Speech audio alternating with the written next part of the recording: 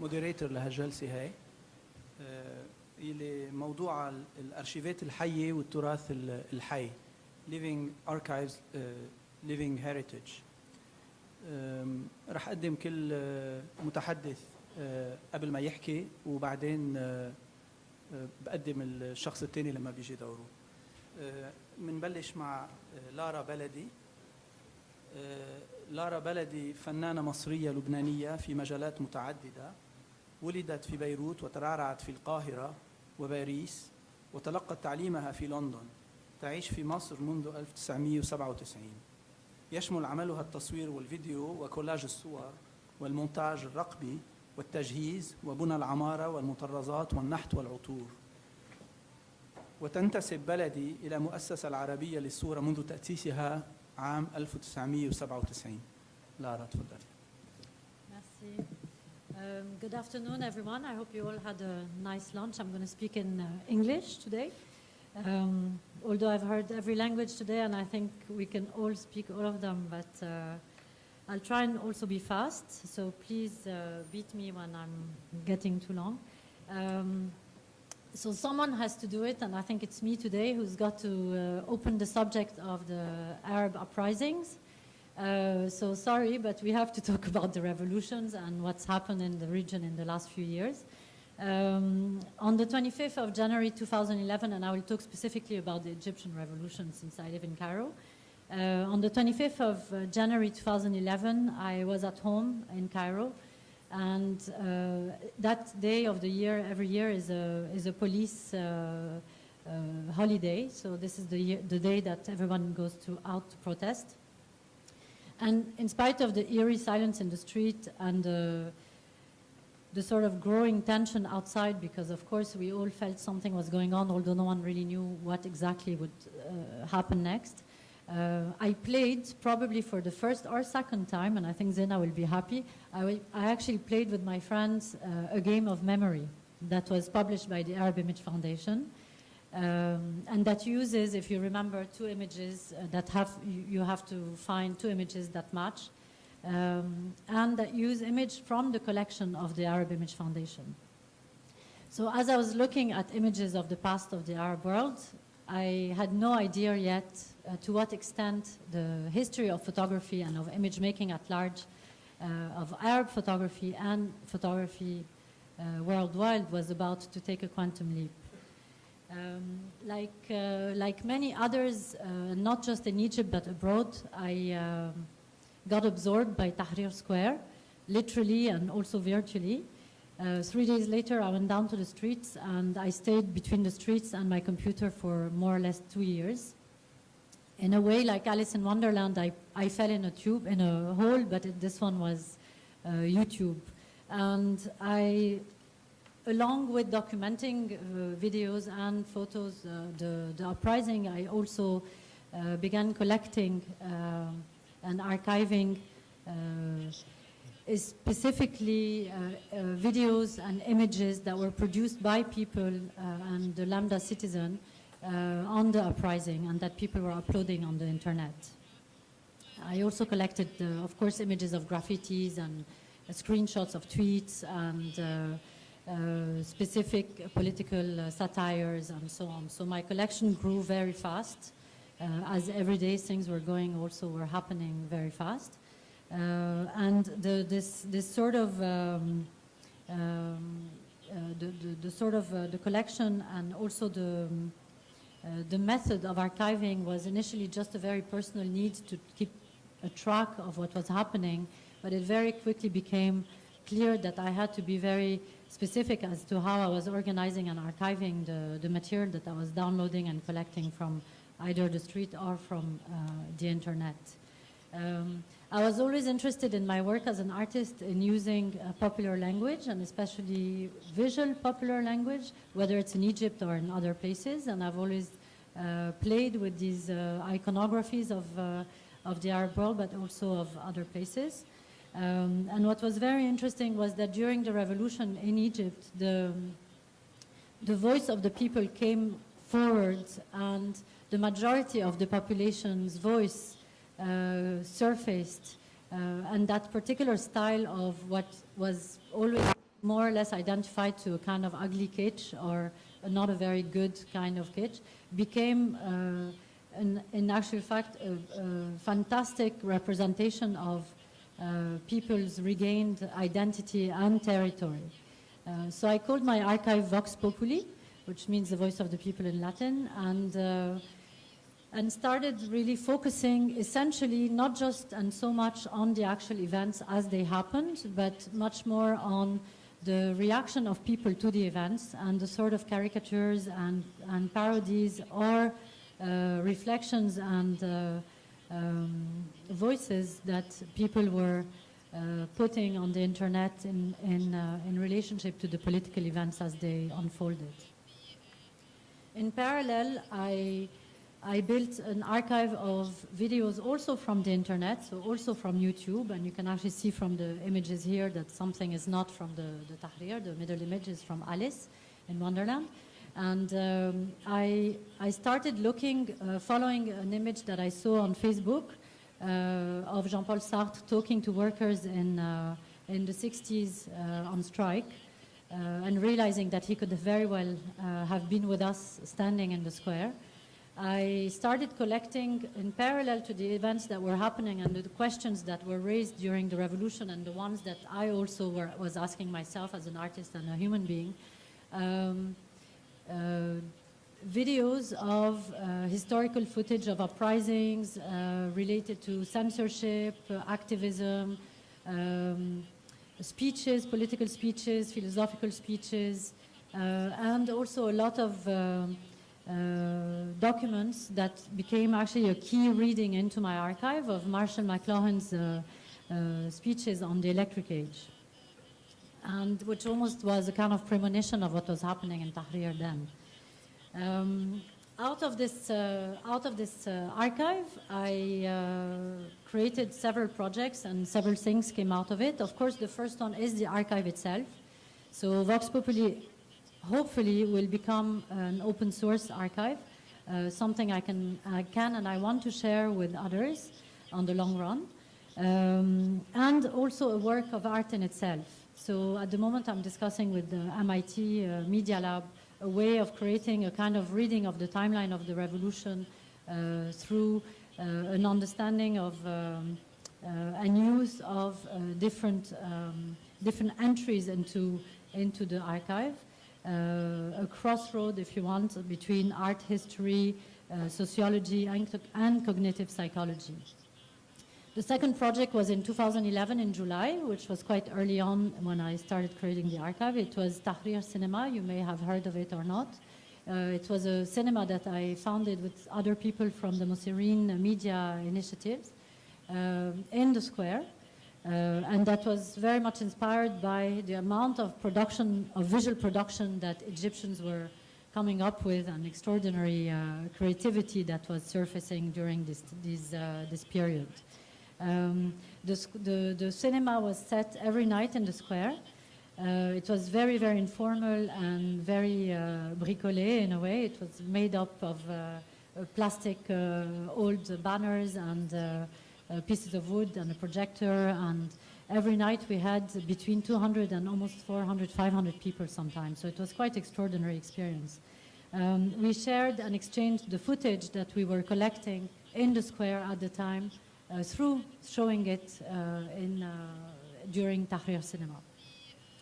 The third project is what I will show you an excerpt of today, is a 42 minutes 3-channel video installation, which in a way I had to do to almost be able to begin to think about what this archive could be. So it was a way for me to sort of find a thread between all these crazy things that were happening and the speed at which they were happening. I produced this piece called Alone Together in Media Res, which I will show you when I finish talking. And this work is a sort of commentary on the Tahrir and the early days of Tahrir. I'm referring to the first 18 days of Tahrir because there's been a lot of different layers and meanings to that square since. So it sort of deals with issues of the role of image making, the role of media, the role of virtual world, totalitarianism, police brutality, violence against women, and so on. So quite heavy subjects, but in a way kind of going through it as Alice goes through the garden of delights in a way. The fourth project is another video installation, which I'm about to show in a couple of weeks, and it's based on it focuses on further events that happened after the early revolution, so very much on the Morsi period, the Morsi presidency, and so the last year was quite difficult in Egypt for a lot of people, and especially for women, and a lot of things happened very directly against women, and very clearly so. And so this work is very much using a branch of the archive that goes and focuses on a collection of videos and footage, general footage, on exceptional women from the late 19th century until today, or more or less, actually not on so much until today, but until maybe the 50s or 60s, essentially.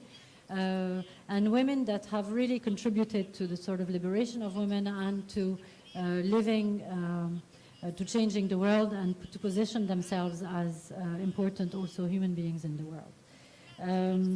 The fifth and current project for which, in a way, I'm here today, and why Zena and the Arab Image Foundation invited me today to come and talk to you, is, of course, the realization that my little archive as an individual is, of course, it's important because it constitutes quite a big collection of documents.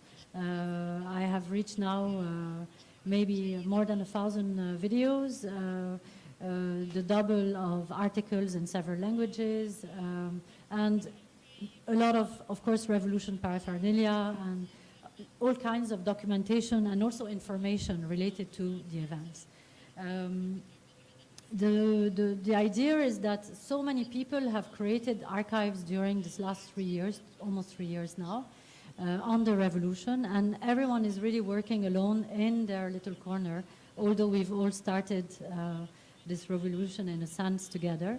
I've realized that, you know, between institutions like the AUC, the American University in Cairo, which has immediately started an archive essentially in Arabic and has even run a lot of workshops and lectures and classes around the idea of the revolution in lots of ways. For example, Samia Mehr's fantastic lectures on translating the revolution.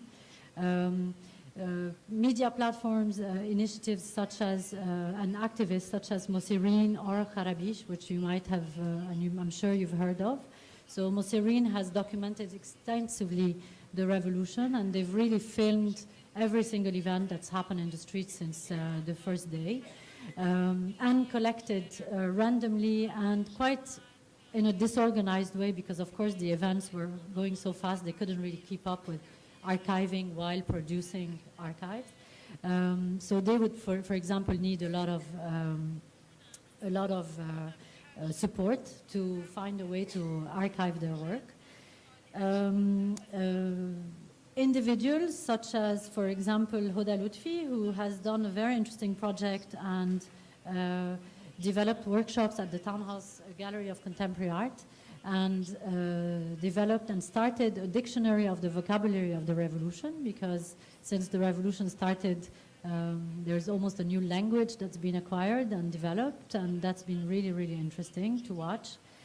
So there's been an incredible, and of course I'm not going to list here all the Facebook pages on graffitis, women uprising, all kinds of subjects related to the revolution that are constantly in discussions online between either between people in Egypt or even between people across the region and the world.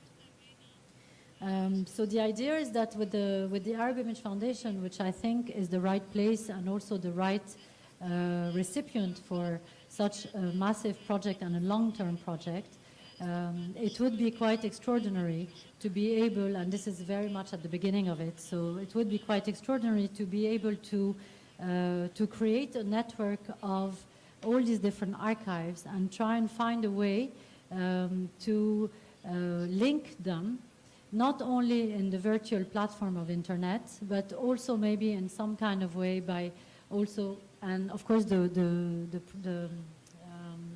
presentation this morning of the MAPI and also the sort of necessities of how to archive and so on, of course, apply here. So it would be, I think for me, the right place, and I would hope so, that the possibilities of linking the past with the present would be also, I think, a way of engaging with photography today, not just with photography and technology as it was in the last 100 years. In fact, the issue here, to also bounce onto what some people have said earlier today, is almost the inverted one, as we are starting here with content that is actually digital, and we are finding problematics of, you know, how to keep trace of that history when in fact it's not really material, and it's very, very much threatened to disappear because of the very volatile archive that is the internet, and that most of this material lives on. There's a study that proved that events like uprisings or the tsunami or punctual events like that happen in the world are usually surviving the internet for about 2 years, and then they start disappearing in the pitfall of the algorithm, the Google algorithms system of research.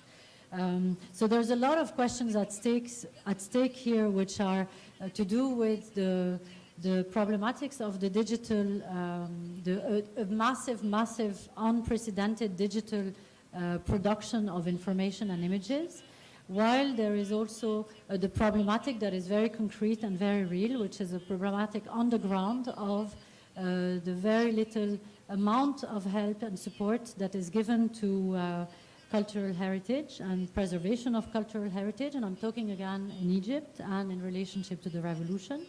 And not only that, but the difficulties of preserving when they even exist, these structures, if they exist. Of course, they're always questionable as to how it's documented and kept. And also, of course, the return of the regime as a kind of photocopy of the old regime is also a threat for a lot of these initiatives, such as the Mosirin, which is one of the biggest one in that case, for having a lot of pressure and being almost threatened to disappear and to be shut down. So it's in that context that this massive group of videos and images and information, as well as very scattered groups of people dealing with this material, needs, I think, the support of much bigger collaborations or spaces, and in this case, foundation, the Arab Image Foundation, to sort of bring together the possibility and system of archiving that is adapted to the current production, which is the digital era.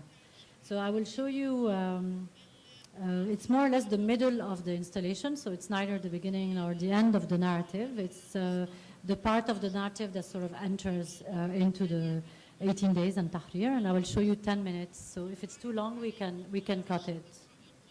Really? So, I mean, I can also not show it if you want. It's not a problem. Or I can show it later if we still have time or whatever. I mean, it's really up to you. Sure. I mean, I can play it and we can stop it at one point. But it will give you a sense of how I've used this archive so far. A small entity struggling in the corner of the earth. You're part of this whole humanity.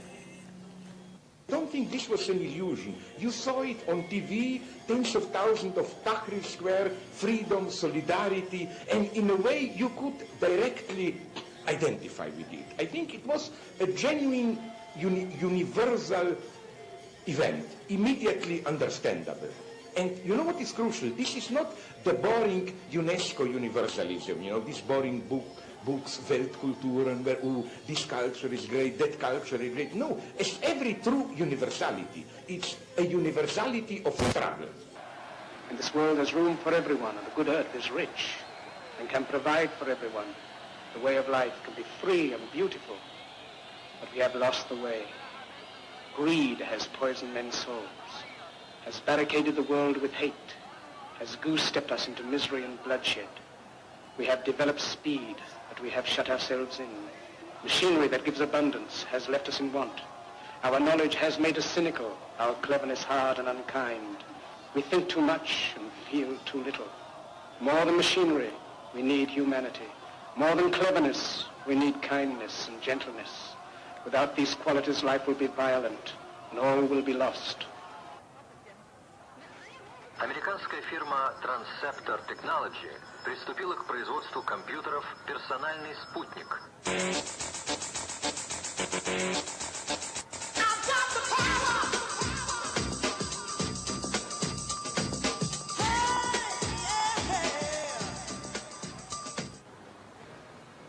How many fingers am I holding out? 4. And if the state says not 4, but 5, how many? 4. Take him. Every case of police brutality against a Negro follows the same pattern. They attack you, bust you all upside your mouth, and then take you to court and charge you with assault. What kind of democracy is that? What kind of freedom is that? What kind of social or political system is it when a black man has no voice in court, has nothing on his side other than what the white man gives?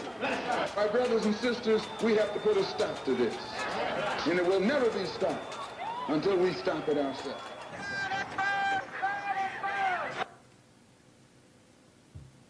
اوكي، شكرا لارا. عفواً.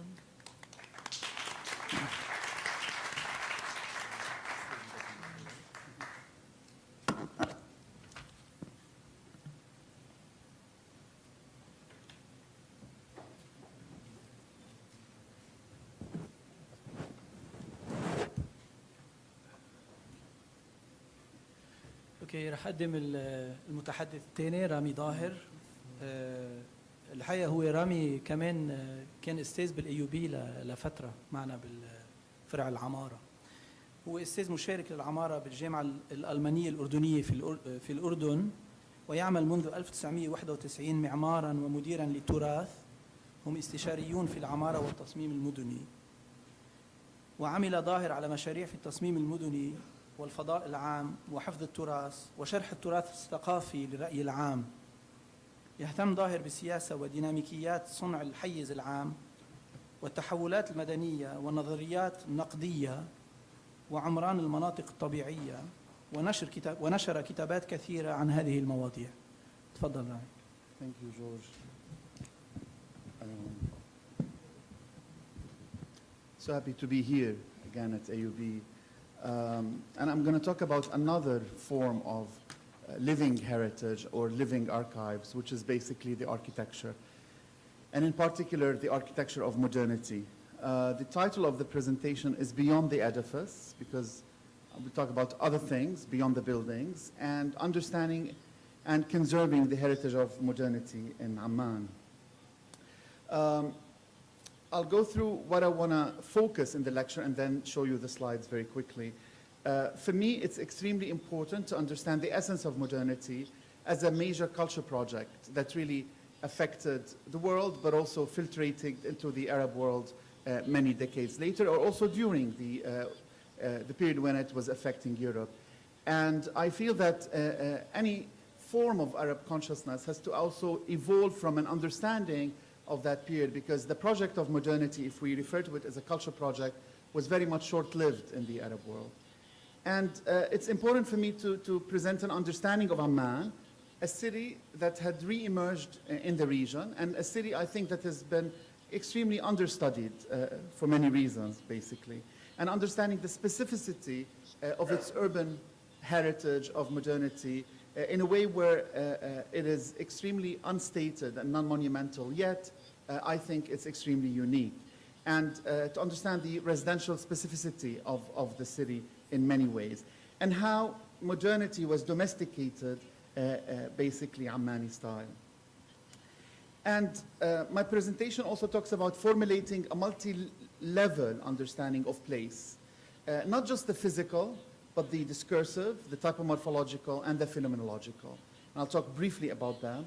And this understanding eventually will serve as a building block and as theories for actually how you interfere, contemporary intervention in that heritage of modernity. Whether that was an intervention at the level of physical intervention or even at the level of ideology, basically. So various living archives and the point that probably was raised earlier in terms of actually self-immersion and in-depth ethnographic encounters with living archives actually also facilitates that understanding of the past. And finally, I want to make clear that the nature of that intervention, as I said, takes different forms. Yes, it could be physical, but it also could be ideological in many ways. Ideological in a sense where we are trying to narrate the recent past and narrating basically and giving voice to everyday life as opposed, for example, just to an official narrative of the past and of history and of that heritage of modernity. Because there are a lot of subjugated realities that gets to be basically represented, such as mainly the recent past, local stories, as opposed to national histories. And how both ethics and aesthetics basically play a role and can shape the nature of interventions within these sites of modernity. One of the misconceptions is that modernity came to the Arab world basically with colonization, but still there's a lot of recent research that talks about the recent modernization during the late Ottoman period. The arrival of the telegraph line to Damascus actually signals one of these very important points. But also the shift in the form of space, in the form of public space. This is the Burj and the concept of strolling, new public spaces that are emerging in the Arab city. And even Amman, which is a city that not everybody thinks of when they think of the Arab world, because of its new emergence within the last 200 years, had its also moments with modernity. This is Faisal Plaza in the center of the city. So we witnessed emerging places of sociability, sidewalks. This is Cairo and strolling and shopping in the city. But also the concept, for example, of the Grand Hotel, which was a very important meeting place between expats and locals. Shepherd Hotel, Philadelphia Hotel in Amman, Hotel Orion in Damascus, but also like train stations, cinemas. This is Damascus around Merja Square, and the triangles are cinemas. And you can imagine as early on as the 1930s with around 10 cinemas just around Merja Square. Rivoli in Beirut, Jaffa and Alhambra, and many others. Also different forms of public spaces, more collective and more inclusive than today, such as, for example, Shatt al-Iskandariya, new concepts of shopping, ABC in Beirut. And the modernity period was also a period of active public say in Beirut. And the modernity period was also a period of active public works agenda, infrastructure, roads, electricity, water, and what have you, such as infrastructure projects in Beirut, the airport of Lid in Palestine, and also an active public sphere. This is Horseshoe, unfortunately now it's Costa. But yet, unfortunately, this modernity project, as I said, was very much short-lived. Either hijacked by uncritical masses, sorry, or by dictators. I'm just going to drink some water.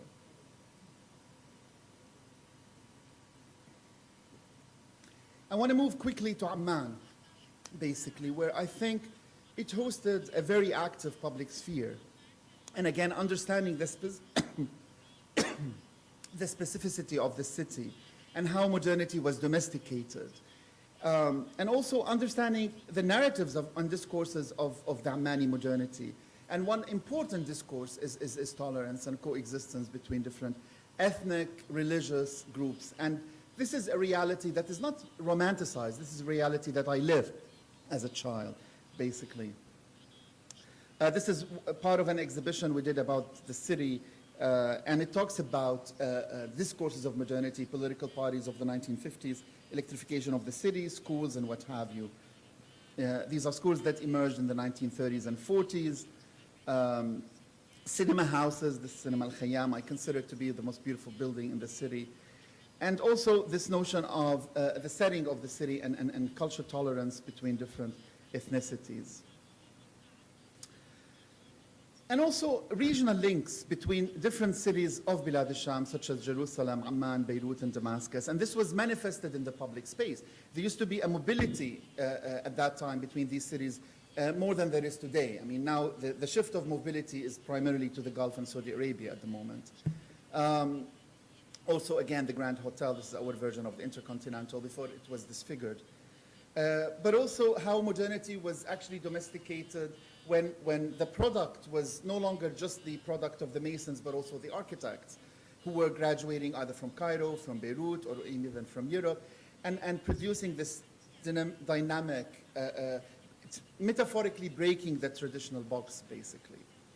We've lost a lot of our heritage of modernity. What we have lost, we've managed to disfigure, unfortunately, because there's a lack of understanding of that era and of that heritage. An attempt to revisit is not simply basically just to romanticize an era as much as to learn for the future.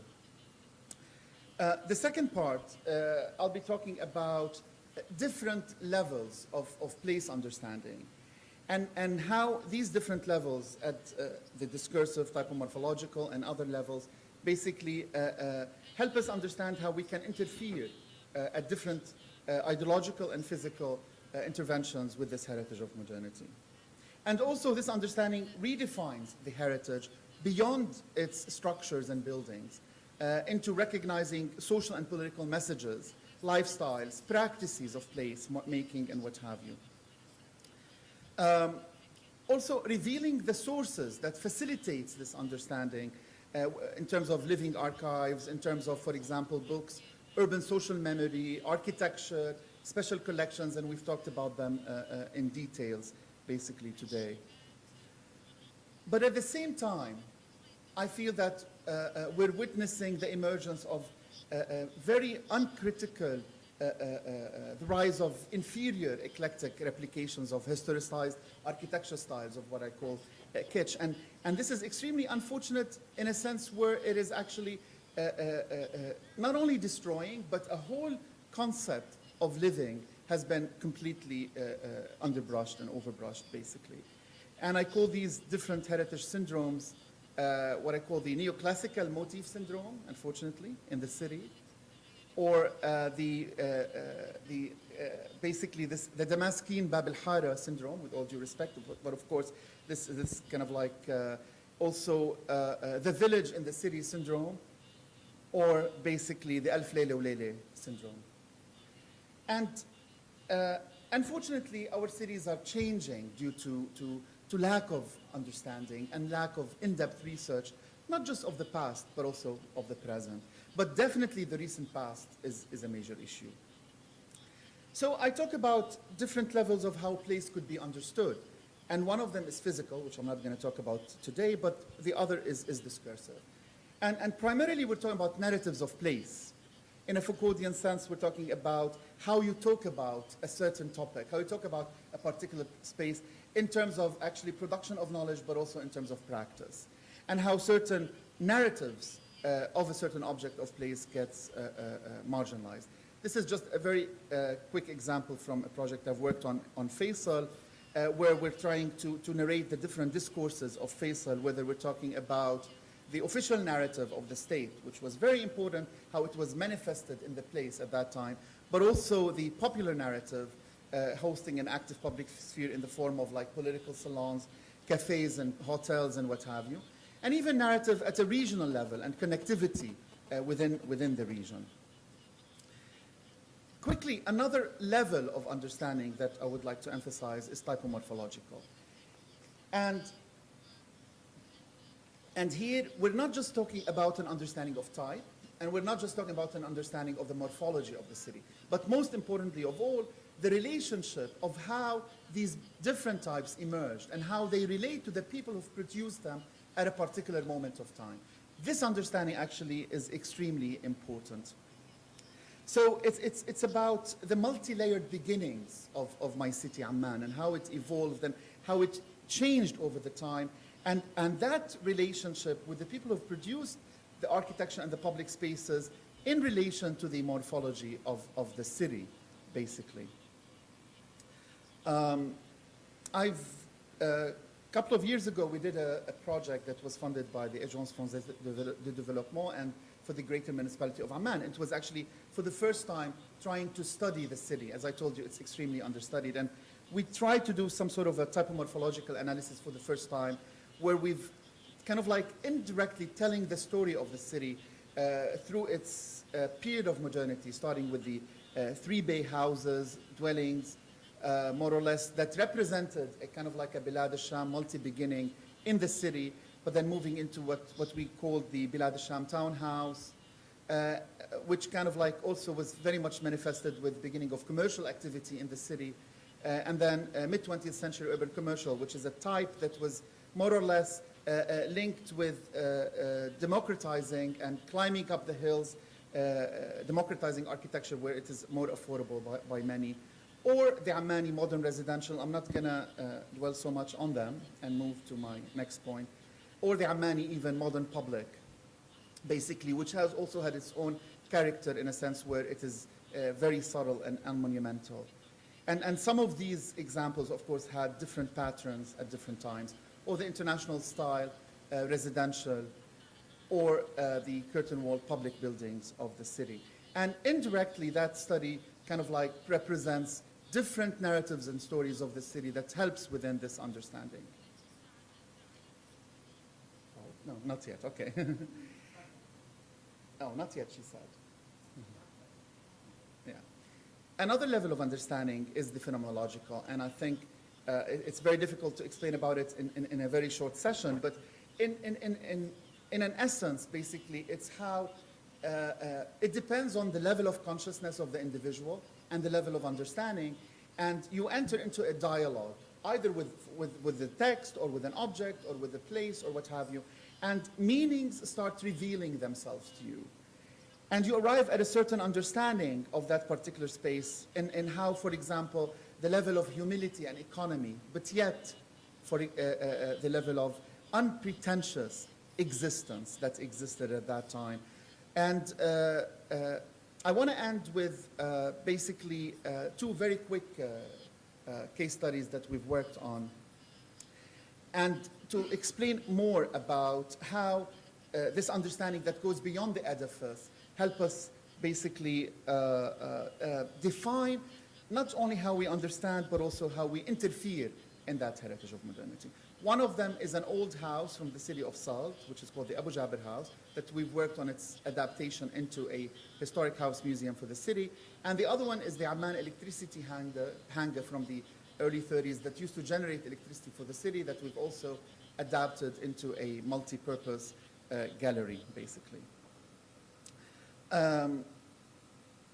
I just want to read this quotation of how we view architecture in the office. Practicing architecture is primarily on a genuine understanding of place, its social production, local dynamics and politics, emerging discourses and continuous evolution. The role of the architect then becomes an affirmation to creatively locate new meaning for that place in order for it not to be frozen in time. Only then place emerges as a palimpsest of constant change and transformation. And the challenge to the practice of architecture evolves into the meticulous management of that change and transformation. The first case, which is the Abu Jaber House in the city of Salt, there were a lot of levels of intervention and many at the level of basically the ideology and how the recent past should be studied and represented, convincing the government to grant voice not to another official story of the place, or the nation state, but rather local stories of everyday life in the city. And that's what the museum was dedicated for. Of course, an understanding of its typomorphological but also discursive realities also, I guess I can continue. Helped not only helped in the decisions that are related to how the place is used and circulation and physical interventions, but also dictating the program where we're trying to narrate voice, not only to the recent past, but also to the local narratives of the city itself. The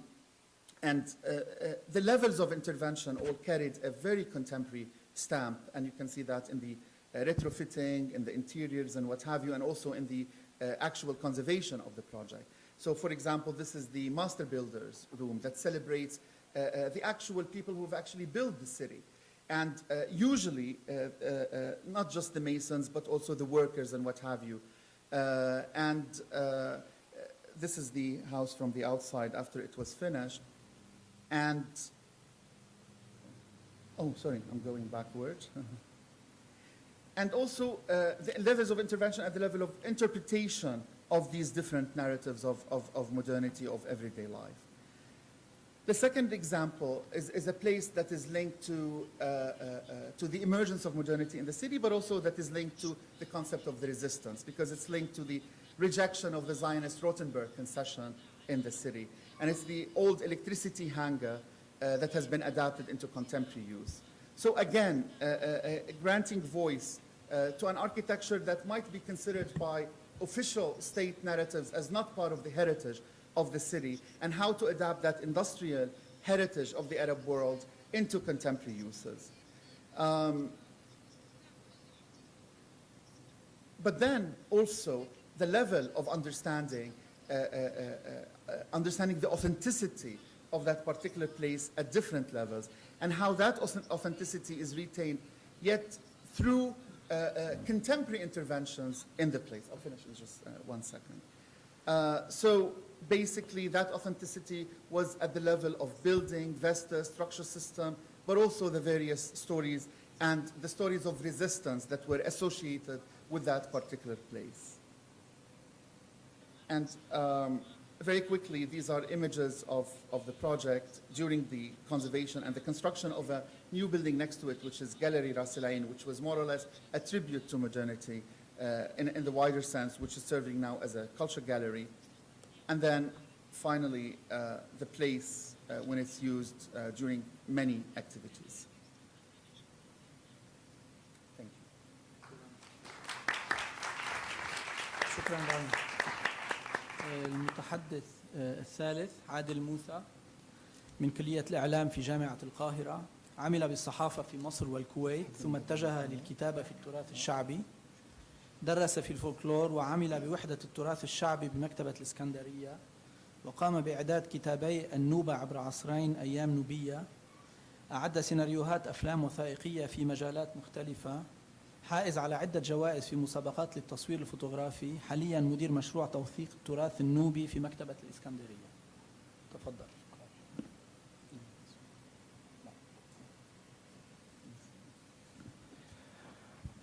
السلام عليكم. ممكن نخفف الضوء؟ تكنيشن. شكرا.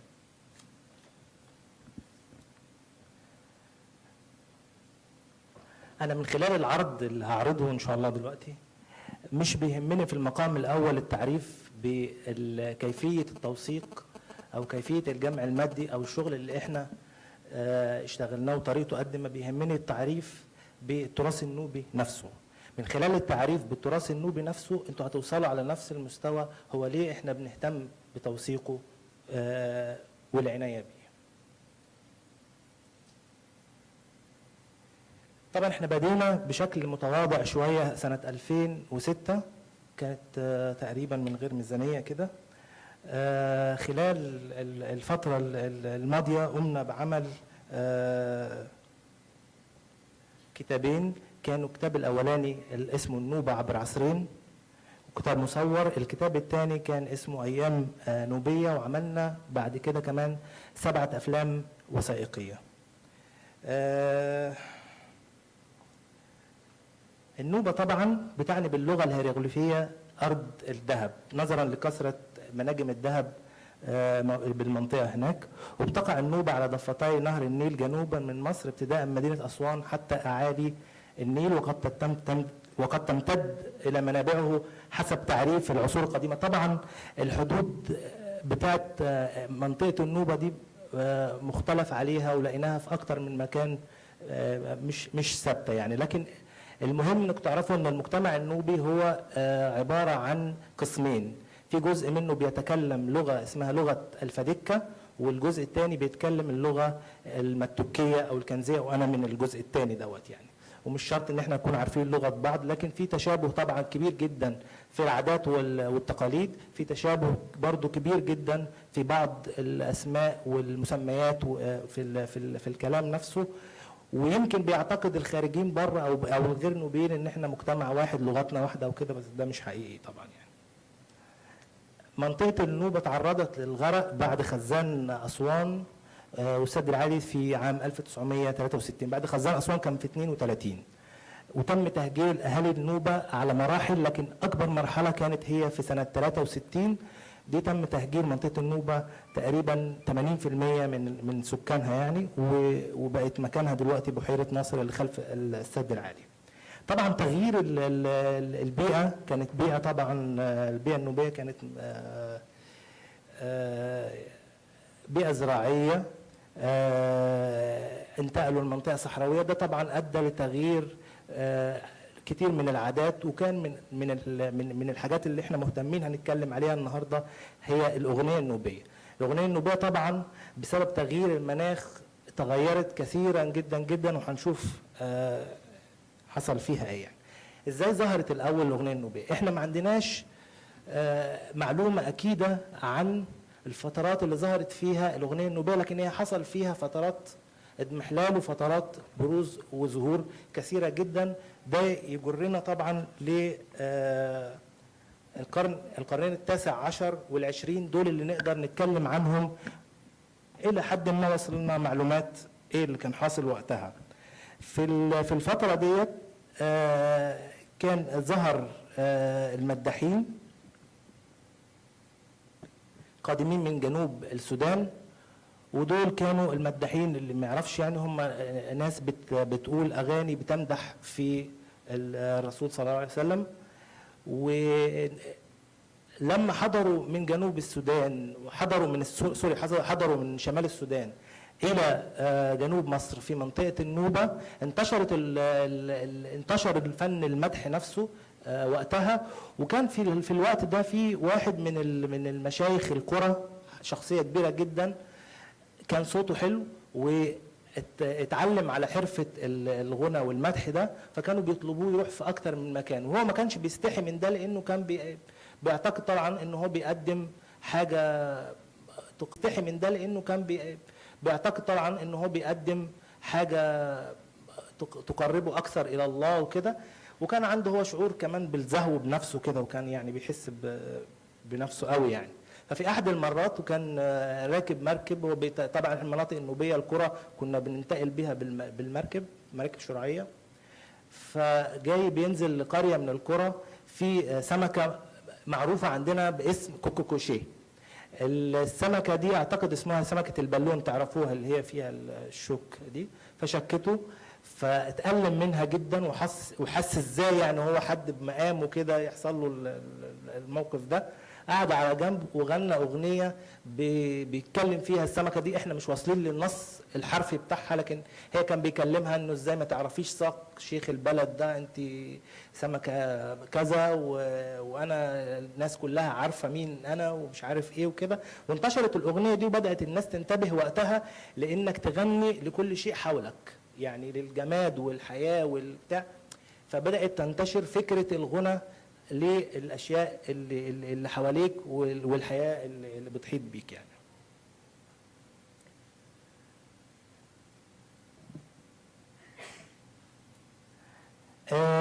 بعد انتشار الاغنيه دي وانتشار ظهر عدد كبير جدا من الشعراء كان ليهم دور خطير في الوقت ده. من بعض القبائل كان في حاله من الحالات منتشره فيها الغناء ده، انه انتبهوا لهجاء بعض، فكانت في مثلا القرية الفلانية أو القبيلة الفلانية كان ظاهر عندهم فنان أو اتنين كانوا بيستعينوا بيه إنه يهجوا قبيلة تانية هم مش بيكن لها يعني محبة، فدول عندهم برضو بعض الفنانين كانوا بيهجوا، فدي تعتبر فترة اضمحلال للأغنية النوبية. في ذلك الوقت طبعا خطت الأغنية النوبية خطوات بعد كده اقتربت من شكل الطقطوقة، ومن أشهر من تغنى بها الفنان مهدي كبير، وكانت ليه أغاني حوارية مع الجمهور، يعني كان بيكلمهم وبيشكيهم عن حاله، عن البنت مثلا اللي بيحبها أو كده، وهم كانوا بيردوا عليه، وده كان شيء متعارف إن الجمهور والفنان كان دايما في بينهم صلة، ما كانوش منفصلين. احنا موجود حتى الآن عندنا مش في الغناء بس، حتى في الرقص، إنه ما فيش عندنا حد مخصوص يرقص، الناس كلها بتقوم ترقص. الغناء كان برضو كده نفس الشيء، اللي بيغني كان معتاد انه يترد عليه عادي او كده، والناس كانت بتغني بنفس النغمه وكانت بتعرف تظبط ده واستمروا عليها يعني. من اهم النصوص المرصوده في تلك الفتره هي اغنيه بتمثل رساله متنقله بين سكان القريه والعاملين في المدن، هي رساله شلويه. شلويه دي سيده نوبيه زوجها سافر للقاهرة في فترة حكم الخديوي عباس تقريبا في آخر القرن ال19، واشتغل في القاهرة، فهي كانت يعني خلاص الأرض اللي هو كان شغال عليها بقى يشتغل عليها الجيران معاها، وهي اللي تحملت أعباء المنزل وكده، فبقت بتبعت له بقى رسالة على شكل أغنية. زوجها كان اسمه فقير الجاز، وكانت بتقول له فيها طبعا سكاجيكي تم فقير الجاسكو مصرانيجا ليبون داراميونا، طبعا الترجمه مش هتعرف القصه دي خالص. كانت بتقول له فيها ان مصر العتيقه التي تعيش فيها يا فقير الجاز مش دار ابوك، مش بيت ابوك، يعني افتكر ده كويس واعرف ان انت في غربه. كوبري شبرا ليبون متهمونه، يعني كوبري شبرا وده كوبري طبعا معروف في القاهره، ليست من ارث ابيك، تذكر دائما ان انت بلدك النوبه، تذكر دائما ان انت لازم هترجع للنوبه. وانا هسمعكم طبعا الجزء، انا حبيت طبعا ما يبقاش كلام بس عشان تعرفوا طبعا ده تسجيل جديد.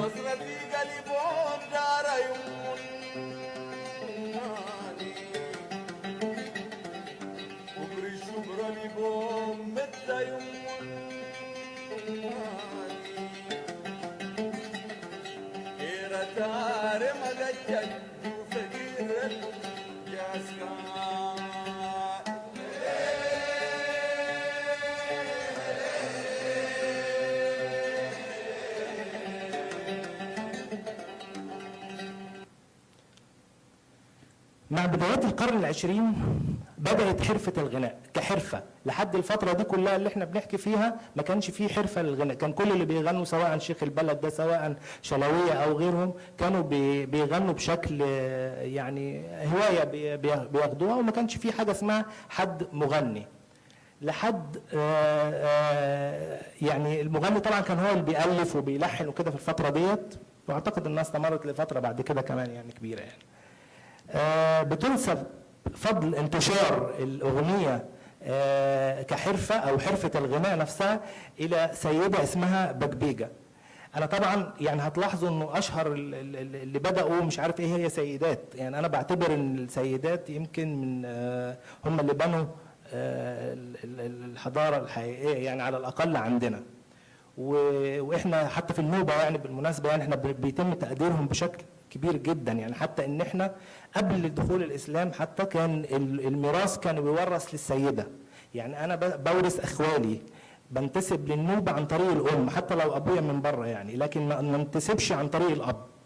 فكان المجتمع هناك في المجتمع النوبي مجتمع طبعا امومي. نرجع تاني بقى للاغنيه.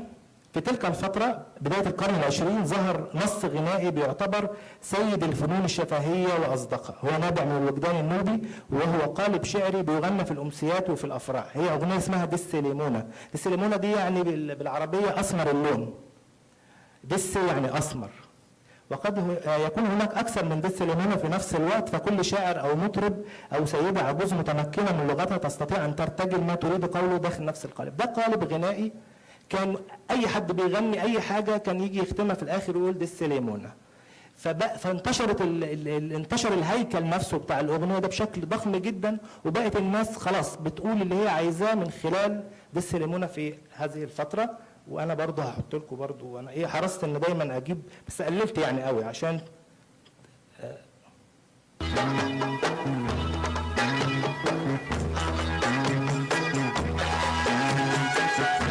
طبعا تسجيل حديث طبعا بالبلد دي.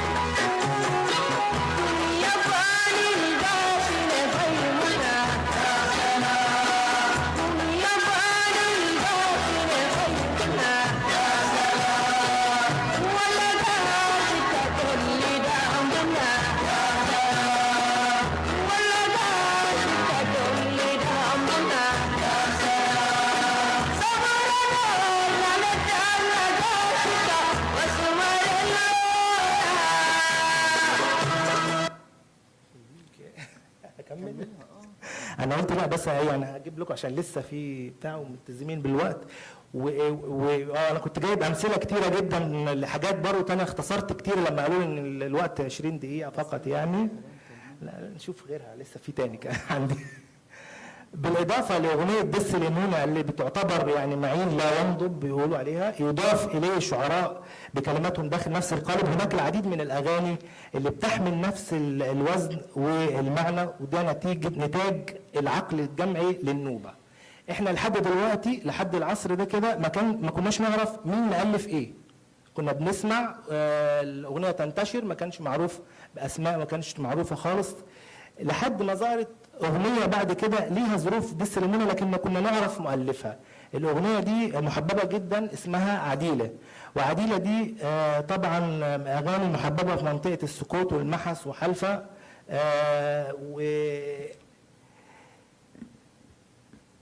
لازم تتغنى في الأفراح. يعني أي فرح لحد الآن ما ينفعش مطرب من المطربين اللي في الفرح يطلع وما يغنيش عديلة. يعني دي كانت حاجه بتعتبر ان بيحسوا انه في حاجه ناقصه لحد ما تغنى ويبداوا يرقصوا عليها. يعني انا طبعا هو الفنان اللي مؤلفها اسمه مكي علي ادريس، دي كانت في فتره اعتقد الثلاثينات. نسمع برضه حته هنا.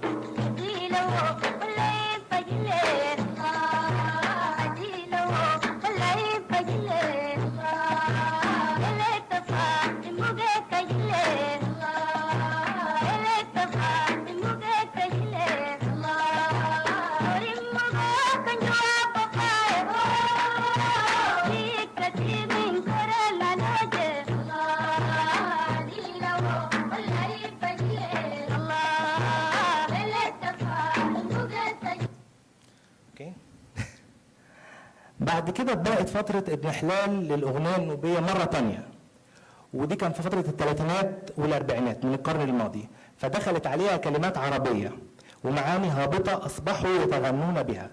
وعاد بعض المغنيين من القرى المختلفة رجعوا تاني لنفس الفترة اللي كانوا بيهجوا فيها بعض. أنا بعتبر دايما عندما نكون في حالة اضمحلال بتظهر أسوأ ما لدينا، فلما الأغنية النوبية بتبدأ فترة اضمحلال وهبوط بتبدأ نرجع تاني للهجاء هذه اللهجة وهذا الأسلوب. يعني في رأيي إن من أسباب اضمحلال الأغنية النوبية وكتهميش الكلمة النوبية نفسها وظهور كلمات عربية هي الهجرة للعمل بقصر عابدين. في كتير قوي من النوبيين بدأت خلاص الأرض يعني في حالة جدب، أو بدأت التهجير كمان كان بدأ.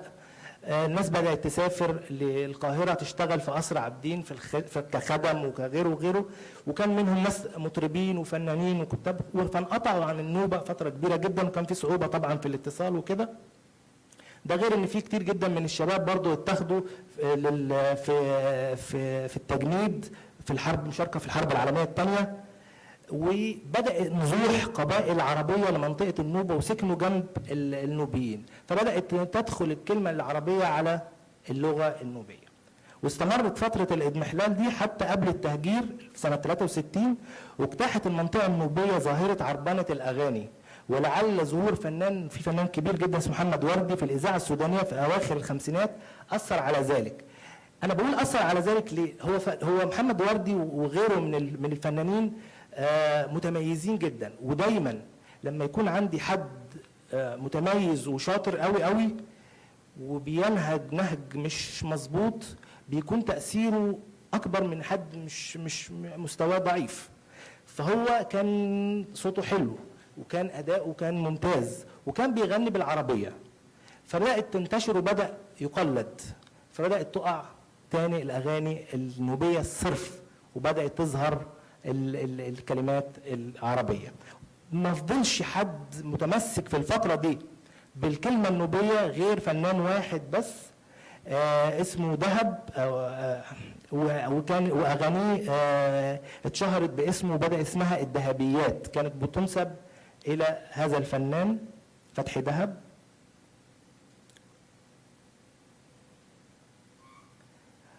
وفي مطلع الستينيات عند بداية مرحلة التهجير من النوبة ظهرت أصوات غنائية ممزوجة بالحزن والنواح والأنين بتعبر عن الأسى اللي شعر به النوبيين. في 63 بقى لما بدأت التهجير الناس بدأت تتمسك تاني بنوبيتها وبالأغاني وبالكلمات. أعتقد نفس اللي حاصل طبعا في بلاد كتير اتعرضت للتهجير سواء في فلسطين أو كده، بتلاقي فيه تمسك أكتر بتراثها.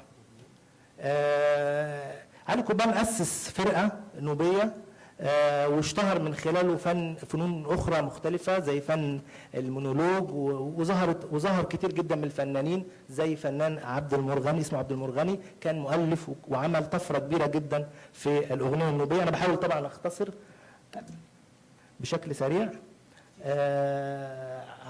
فاضل قد إيه؟ دقيقة؟ طب ده أنا حط لنا أغنية. ما هو انا لسه في طيب انا سريعا معلش كده ممكن بس تسمح لي ب4 دقايق كمان فوقيهم؟ ليه؟ طيب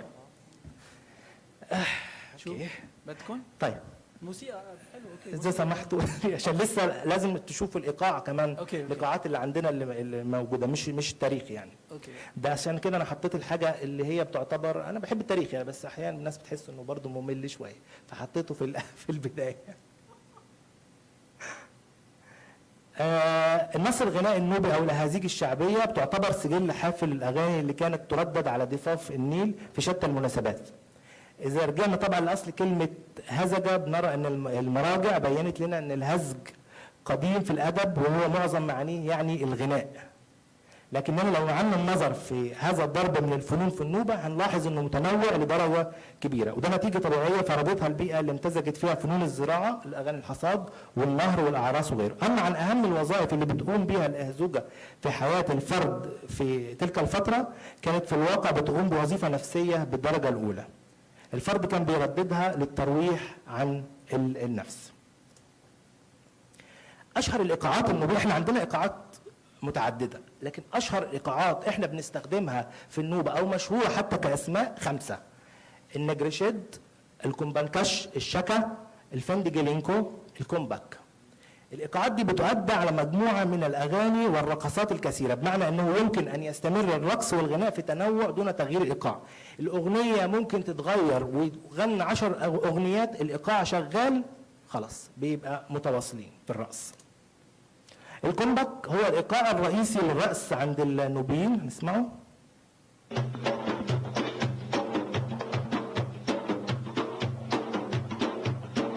ده تسجيل قديم عشان كده شوية مش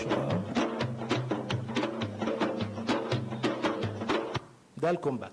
النجريشاد هو خاص برقصة الكف، حيث بيشكل الرجال، احنا رقصة الكف دي من الرقصات المشهورة جدا عندنا. الرجالة بيعملوا شكل نص دايرة وبتشكل النساء نص الدايره الثانيه قدامهم كده، وبيبداوا يخرجوا ثنائيات. الستات بتخرج ثنائيه وبيرقصوا قدام الرجاله وهم حواليهم كده، وبيروحوا لحد ما بيروحوا للي بيطبل او اللي بيغني او كده، وبيبداوا يرجعوا بظهرهم. لو رجعوا بيرجعوا بظهرهم، لو رجعوا بوشهم ولفوا وادوا له ظهره معناته هم عايزين يخرجوا وبيخشوا بدلهم ثنائيه جديده. نسمع بس النجريشات.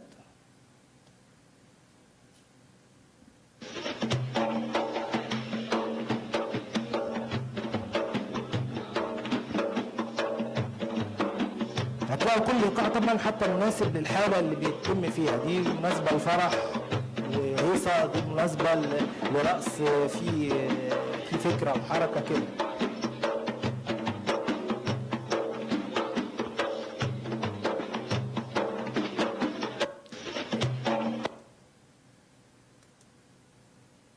في اغنيه بقى من اشهر الاغاني، انا مش هقرا النوب يعني تحصيل حاصل يعني، اسمها بغبغانه. بغبغانه دي عندنا طبعا هي البغبغان. يعني كان في حد بيغني بيشايف ان البغبغان طبعا مختلف عن المفهوم العربي.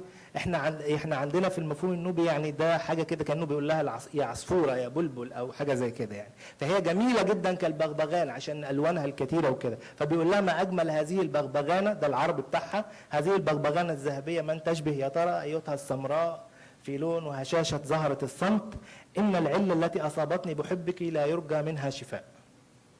دي جزء منها من غناء فنان مشهور جدا اسمه حمزة علاء الدين. ودي لو تلاحظوا نفس الإيقاع اللي هو النجريشيت، بدقة طبعا مختلفة بس نفس الإيقاع.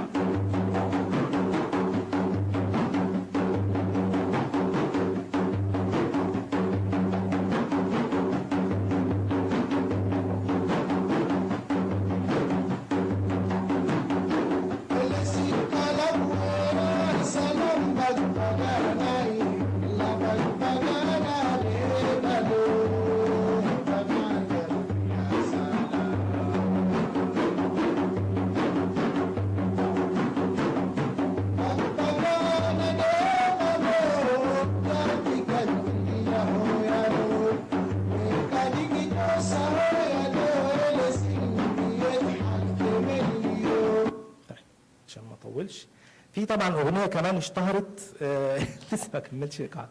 اغنيه برضو اشتهرت اسمها اليه الله الا الله غالي يا محمد يا رسول الله. دي اغاني اللي بدات تنتشر بعد طبعا ظهور الاسلام في النوبه، واشتهرت جدا الاغاني اللي هي من النوع ده. الايقاع الثالث اسمه الكومبانكش، هو الاغاني السمر والاغاني البطيئه بقى اللي هي في القعده الرحيله يعني.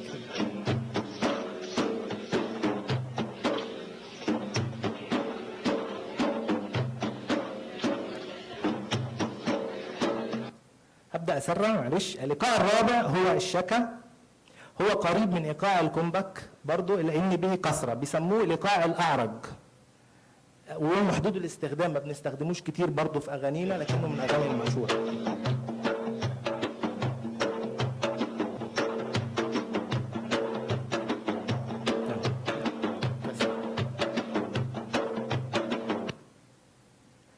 الإيقاع الخامس والأخير اسمه الفندي جلينكو. ده ايقاع خاص باغنيتين مشهورين جدا عندنا اسمهم بلاجه وفر. بلاجه بالنوبيه يعني الدلوعه او البنت الدلوعه كده يعني.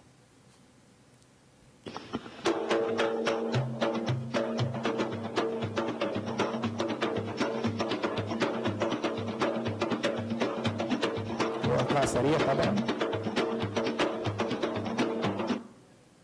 طيب بسرعه بقى كمان كده نشوف الالات الموسيقيه اللي موجوده عندنا. هم مش كتار، 3 آلات بس.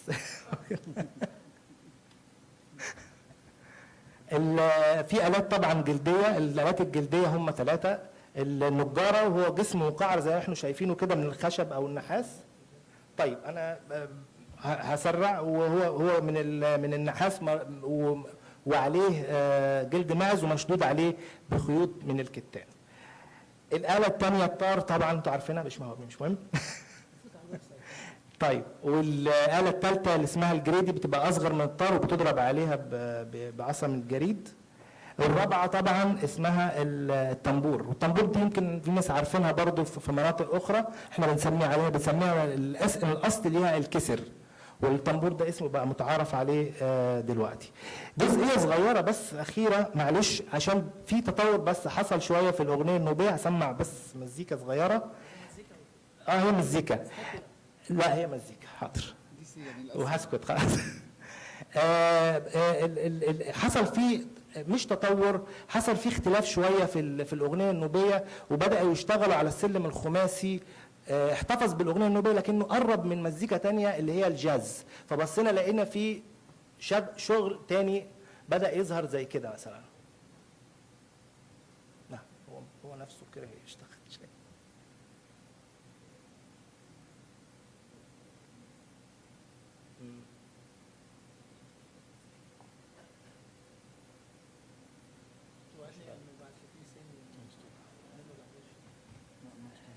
ما اشتغلتش، لا خلاص. خلاص للاسف. طيب انا شكرا.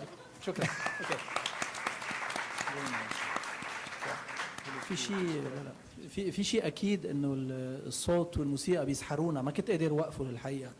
قد ما الصوره اجمالا قويه علينا، يمكن اشتقنا للصوت وللموسيقى اكثر. كنت عم بطلع شوي بالجمهور لاشوف اذا متضايقين. ابدا، يعني نشكرك على هالشيء. اوكي.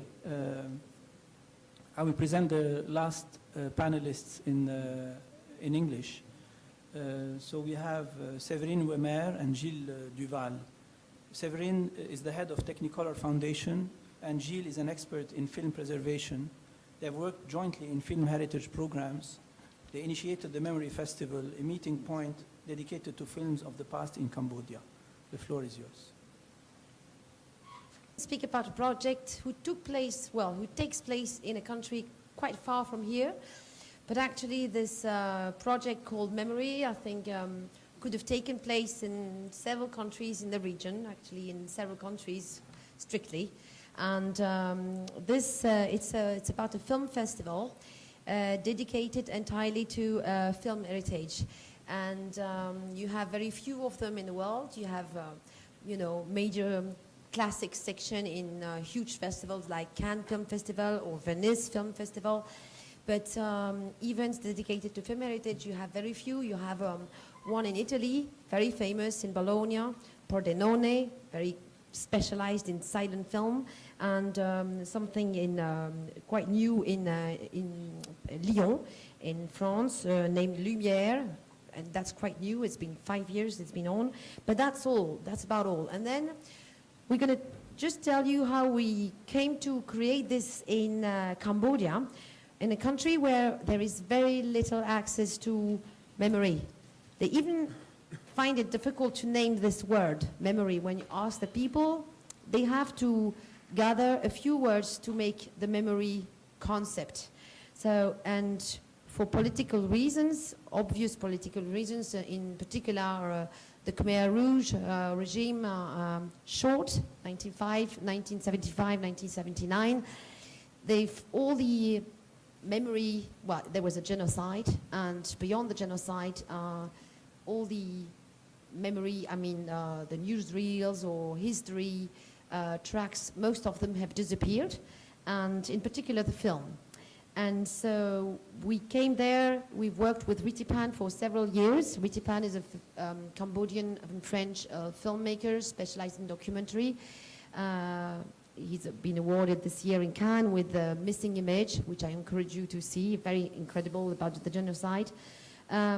We've worked with him, and then one day, beyond working on film archive structures and preservation topics, we just thought, okay, we're going to create something completely different and based on, access to films.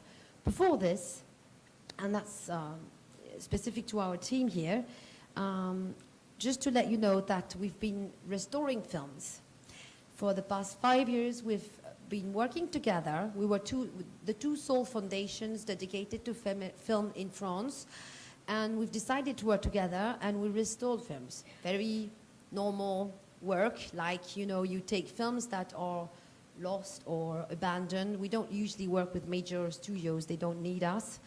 And we've been restoring films like all the complete film works by Pierre Tex, French filmmakers from the 1960s, who was completely blocked. His films were just invisible for 20 years. So we've worked with Pierre, and we've solved a complete crazy imbroglio, legal imbroglio, and we restored the films. But beyond that, what we really shared, and that's why we've started to get working together, is that we were thinking that film heritage and heritage in general is good if you preserve the film. It's a huge work. It's usually could be a year, sometimes 2-year work.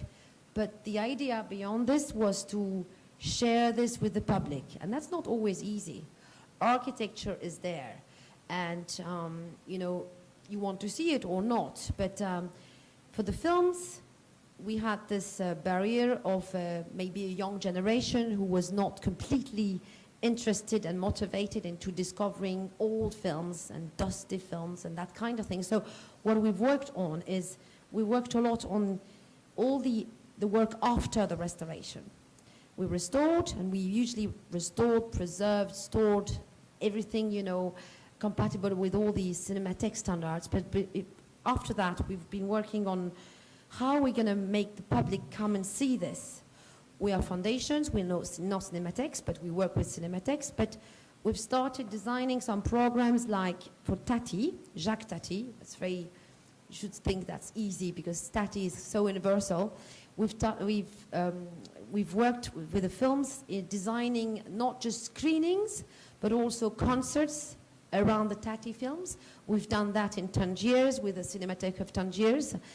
We've done that also in Addis Ababa, which was very unusual because I think for some of the audience, it was a premiere, Tati, and we had a large screen outdoor, and we've been recreating a concert with a jazz band. I'm sorry, I forgot the name just now because it's been like a few years ago, but it was a famous jazz band, and the people who would know this jazz band in Ethiopia, they would come on the name not of Tati, but of the jazz band, who'd been working for, how long was it, 5 months? They worked a long time. They had all the musics from Tati, and they kind of revisited all the, it was a variation on Tati, actually. And they replayed, but their way, the Tati music, and we would play the film not the way you would see it in a theater like this, but in a kind of a video mix, and it would change the whole thing. It would be like an installation, I don't know, video installation with a band from the country and a video jockey who would mix the music, well, the film.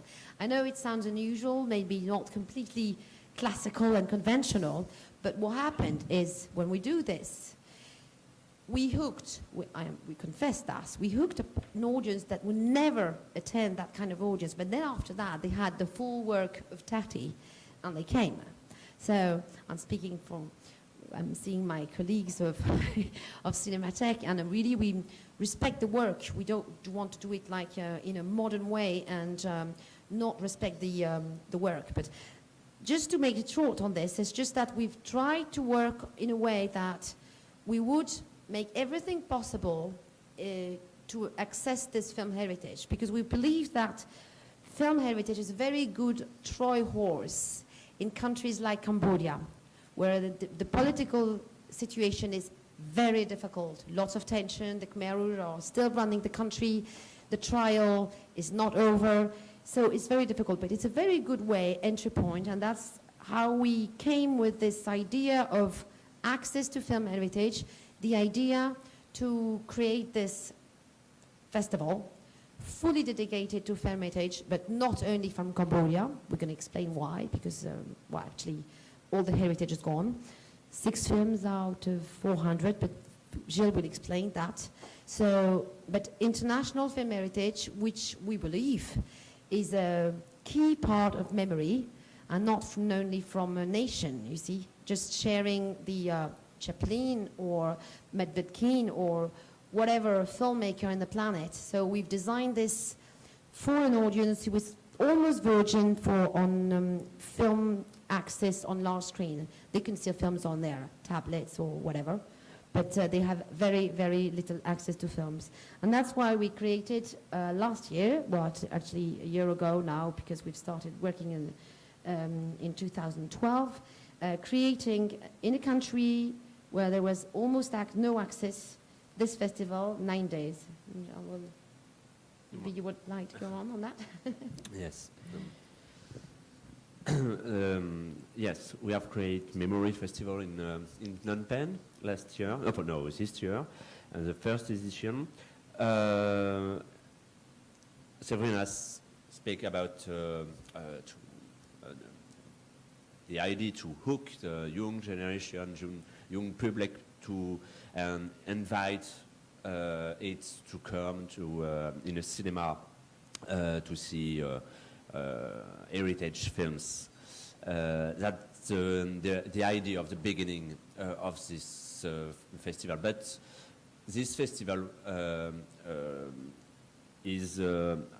has many links, many ideas to, and we have many targets, in fact, and the public is not only only one idea, and because in Ethiopia, in Cambodia, sorry, it's a very like a desert, cultural desert. You know a little bit history of this country. And well, thanks to the former regime, who yes. destroyed most of it. They had a very good era. How many theaters did we have in Phnom Penh? In 60s until June. April 75. 75, and just after everybody, has disappeared, and the film has disappeared, and the theaters has disappeared, and filmmakers and stars, everybody has disappeared. Well, killed. Killed, yeah. So in 90s and at the beginning of this century, you have no films, no directors. Just maybe Richie Pan is the most famous, not the only one, but there are almost. two almost, yeah. And so the idea of memory is not just to hook this public. The public could see films in you have two theaters, very modern theaters in Phnom Penh, and yes, but they only screen major violent blockbusters from America. Yeah. Nothing personal about America, but it's very restricted panel of films, if you know what I mean. So, but in the 60s, you had 30 theaters in Phnom Penh, just in Phnom Penh, in town. And now just one is work, but only in DVDs, and it's very just horrible. So the idea of memory cinema is to invite the young public to come to see film heritage, but not only that. The idea is to preserve a place where we can see along the year, along the time, we can see films, and not only big blockbuster, American blockbuster. So a place where we can see this film. So for that, it don't exist in Phnom Penh. So at the beginning, just before to start the festival, it was necessary to recreate this place. This place is Chaktomuk Theater. It's a theater for exhibition, or it's a very famous place in Cambodia because it's a royal place, and it's for meetings and so what.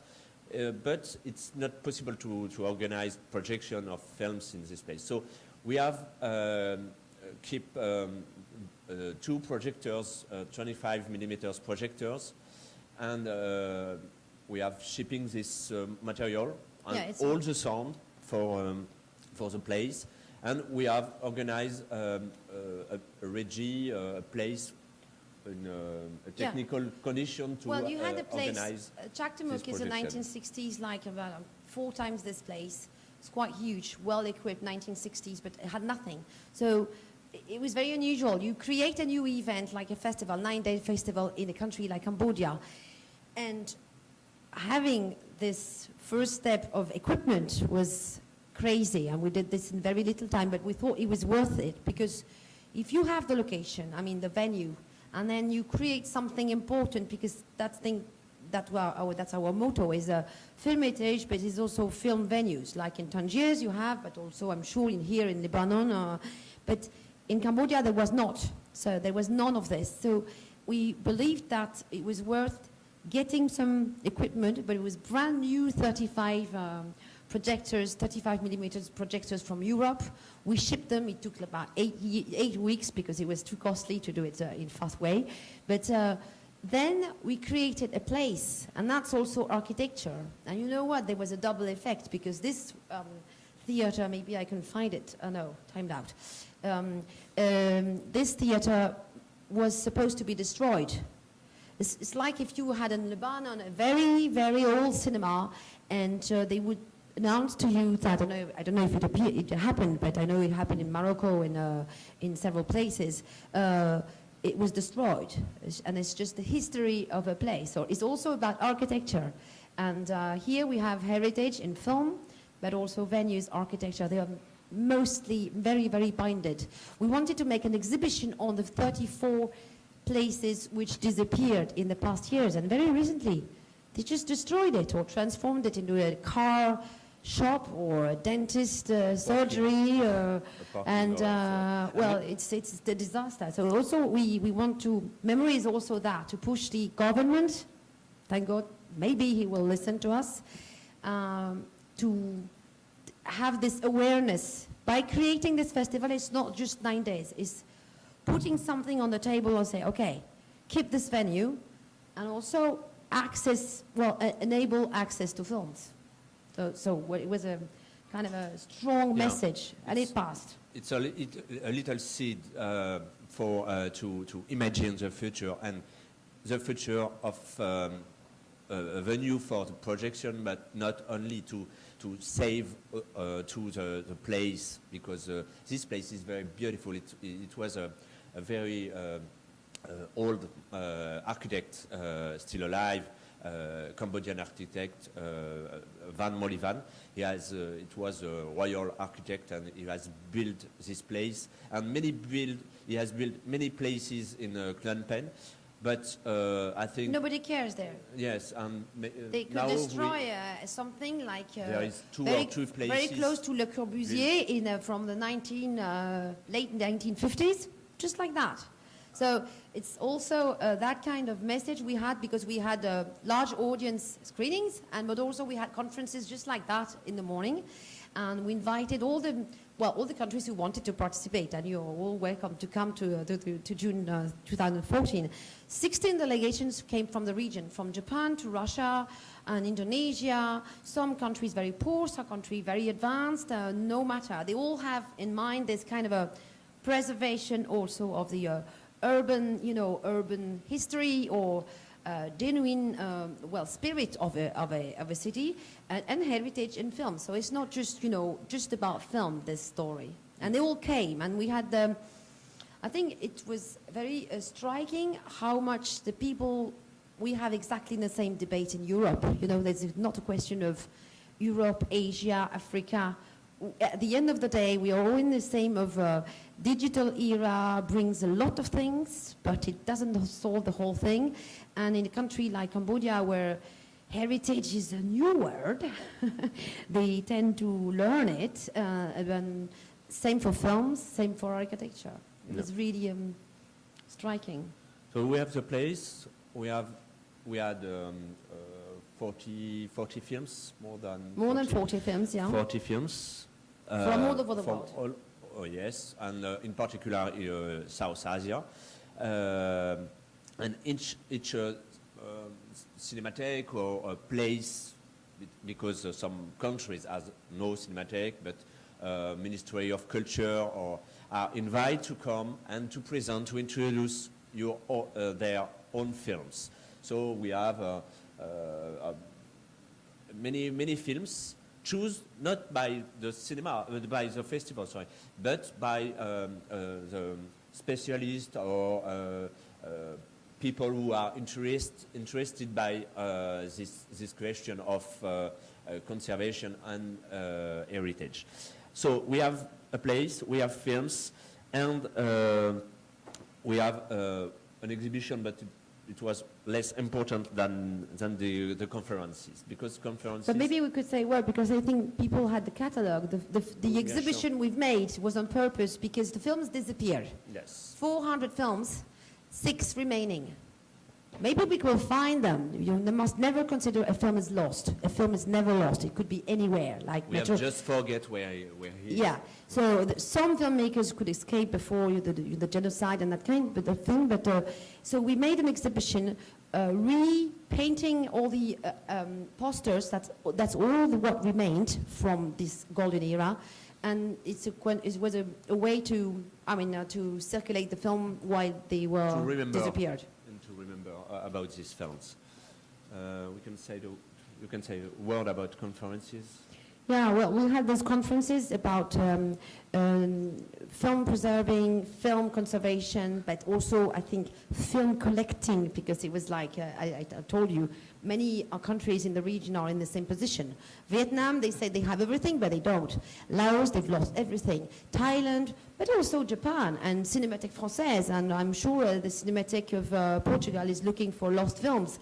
Every country has lost films. It's normal. They degrade, and the humidity, they hate the heat and everything. So here, and in addition to the political situation, it was a disaster. So we had conferences about, collecting films, and also all the legal aspects, because it's very complicated. The copyrights, nothing. I don't know about Lebanon. I'm sure there is, but there, the only way to see a film is you go to the Russian market and you just screen it. That's it. Well, in the street.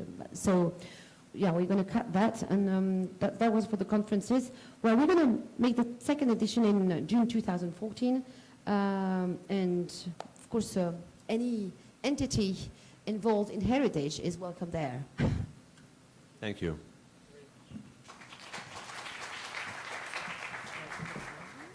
اوكي رح نفتح النقاش اذا بتسمحوا لي ل5 دقائق بس، لانه يمكن في اسئله مهمه، بس ما بدنا نتاخر كثير على اخر جلسه. اذا بتسمحوا لي قبل الاسئله بدي اعمل شوي خلاصه سريعه، لانه الجلسه هيدي راحت اكيد باتجاهات مختلفه. اول اتجاه هو موضوع استعمال الارشيف لقراءة فنية له، ولقراءة كمان توثيقية ومقارنة مع لارا بلدي مثلا، مع الشغل اللي بتعمله. وفكرة التواصل بين الماضي والحاضر موجودة عند الكل أكيد.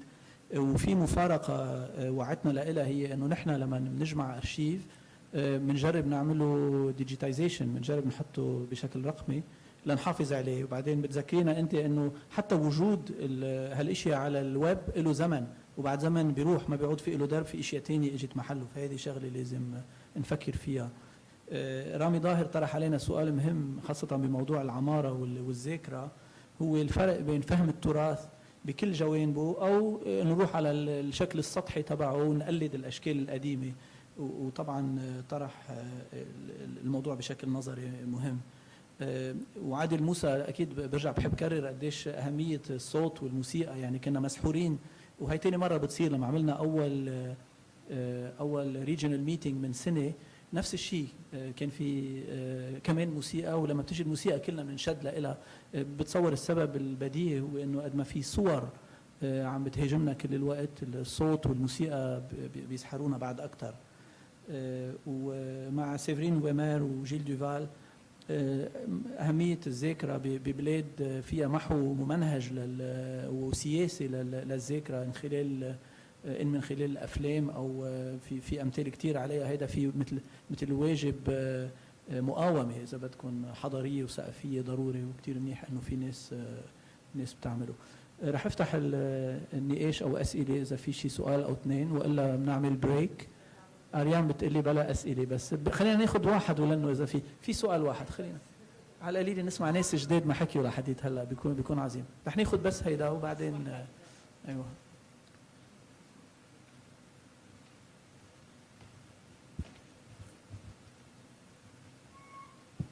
Bonsoir.